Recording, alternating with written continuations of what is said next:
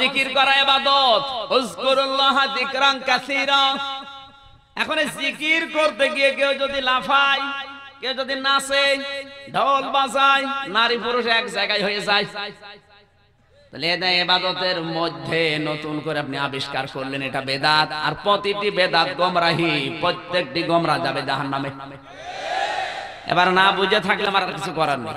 এরকম প্রত্যেকটা জিনিস ইবাদত যতটুকু আল্লাহ রাসূলের পক্ষ থেকে এসেছে অতটুকু আপনি বাড়াতেও পারবেন না, কমাতেও পারবেন না। এক কথা বলে না কেন? ওর ভেতরে নতুন কিছু দিয়ে যদি বলেন এটাও ইবাদত, তাহলে ওটা বেদাত হবে। যেমন ঈদ আমার নবী দিয়েছেন আমাদের দুইটা, ঈদুল ফিতর, ঈদুল আযহা। নতুন করে কেউ যদি নবী চাইতে বেশি বুঝে আর একটা ঈদ বানায়, ঈদে মিলাদুন নবী, তার মানে আপনি নবী চাইতে বেশি বোঝেন। কথা বলে না কেন?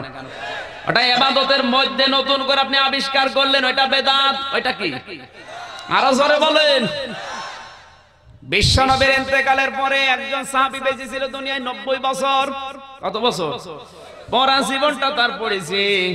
90 বছরে কোনদিন তিনি নবীজির জন্মদিন মৃত্যুদিন পালন করেননি। একজন সাহাবী নবীকে যে ভালোবাসা দিয়েছে, পুরা নীলফামারীর মানুষ মিলে দিতে পারবে?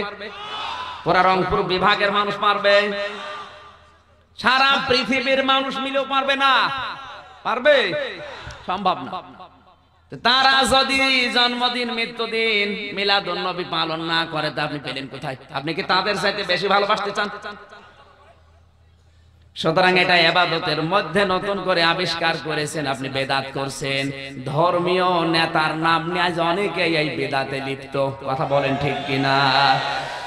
কিয়ামতের দিন এরকম বেদাতপন্থী নেতার পেছনে যদি আপনাকে আল্লাহ দেখে, আপনাকে তো আল্লাহ মাফ করে দেবে। এরপরও আপনার মগজ খোলে না। আপনি কি মানুষ না কলেরা? আমার ভাইরা এই জন্য সঠিক কথা বলছে। কোরআনে কারীম যারা শুনতে এসেছে, এই দেশে 5 প্রকার কথা এখন হচ্ছে। বিশেষ করে প্রথমেই ওয়াজ হচ্ছে। এই দেশে কি হচ্ছে? তো ওয়াজ তো মানুষের করার নিয়ম না, ওয়াজ করার নিয়ম আল্লাহ। ওয়াজ কে করবেন?